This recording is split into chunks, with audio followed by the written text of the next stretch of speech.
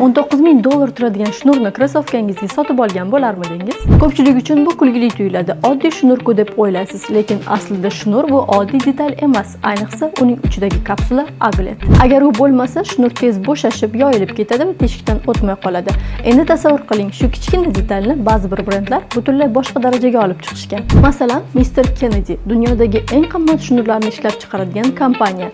Ular shnurlarni oddiy iplardan emas, haqiqiy oltin va kumushlardan tayyorlashadi. Har bir shnur jufti qo'lda yasaladi va taxminan 120 soat vaqt oladi. Bitta shnur uchun esa taxminan 208 karat oltin ketadi. Narxi esa 19 ming dollar. Ha, shunchaki shnur uchun. Lekin bu yerda gap narxda emas. Gap shundaki, hatto eng kichkina detallar ham premium darajaga chiqishi mumkin. Kimdirlar buni status deb ataydi, kimdirlar esa sifat. Biz esa aynan shu joyiga e'tibor beramiz. Oddiy ko'ringan detalni ham haqiqiy sifatga aylantirish mumkin ekan. Sizcha krossovkalaringiz uchun 19 ming dollarga shnur sotib olgan bo'larmidingiz?